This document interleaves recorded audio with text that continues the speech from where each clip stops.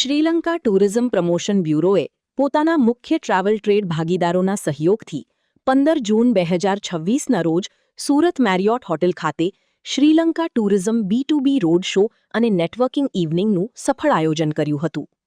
આ કાર્યક્રમમાં ગુજરાત અને શ્રીલંકાના અગ્રણી ટ્રાવેલ પ્રોફેશનલ્સ, પર્યટન ક્ષેત્રના પ્રતિનિધિઓ, એરલાઇન અધિકારીઓ, મીડિયા પ્રતિનિધિઓ તથા ઉદ્યોગ જગતના આગેવાનો ઉપસ્થિત રહ્યા હતા. આ પ્રસંગે સંબોધન કરતા Shrimati Shirani Herath, assistant director, Sri Lanka tourism promotion બ્યુરોએ ભારત સાથેના પર્યટન સંબંધોને વધુ મજબૂત બનાવવાની શ્રીલંકાની પ્રતિબદ્ધતા વ્યક્ત કરી હતી.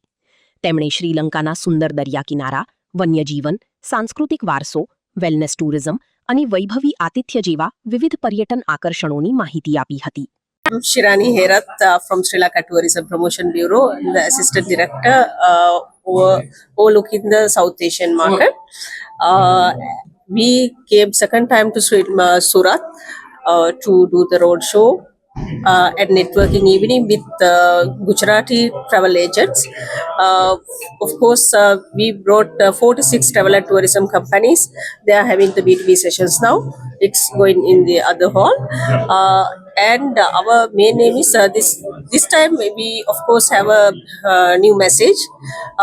Sri Lankan Airlines, our national carrier, they are going to start their new flight from Gujarat, and this Friday of course our another carrier, Fitz Air, also a Sri Lankan airline, they are flying to Sri Lanka, Colombo from Ahmedabad from this Friday. Their inaugural flight is from this Friday, and we decided to do a road show in Surat, Rajkot and Ahmedabad, have identified as the main cities of Gujarat. Ma'am, what business outcomes do you accept for this event? This event, of course, we want to get more Gujarati travelers to Sri Lanka. Nagar travel agent federation of ઇન્ડિયાનો treasurer છું, ગુજરાત ચેપ્ટરનો. આજે સુરતમાં ઘણા time પછી શ્રીલંકાનો road show અહીંયા યોજાયો છે અને ખરેખર 46 ટ્રાવેલ એજન્સીસ ત્યાંથી આવી છે અહીંયા, અને ખૂબ સરસ માર્કેટ એમને અહીંયા મળે છે. પ્લસ એ લોકોનું જે પોતાનું પ્રોત્સાહન ટુરિઝમ માટે છે, સુપર ડુપર છે. અમારી સાથે સાટાના મિનેશભાઈ બી છે, ટાઈના બી મેમ્બર્સ છે અમારી સાથે, અને we all are promoting the Sri Lanka and it's really good. અને અમે બધાને કહીએ છીએ કે તમે બધા બી શ્રીલંકા આવો અને ખરેખર સેકન્ડ હોમમાં એક વખત ટ્રાય કરો. શું મેસેજ આપશો ગુજરાતને મેસેજ આપવાની એમ તો અમને કંઈ જરૂર લાગતી નથી, કારણ કે ગુજરાત માર્કેટ ઓલરેડી સેચ્યુરેટેડ છે અને ગુજરાતીઓને ખબર જ છે કે ભાઈ શ્રીલંકા એકચ્યુઅલી શું છે. બટ દેન ઓલ્સો જો જે રહી ગયા છે, please come Sri Lanka. Thank you. કાકા કોને કીધું? આમને કીધું. હા, કાળા વાળા એટલે નહીં, મોટા સફેદ વાળા. મિનેશ નાયક છે, south Gujarat association of travel agent સાટાનો હું પ્રેસિડેન્ટ છું.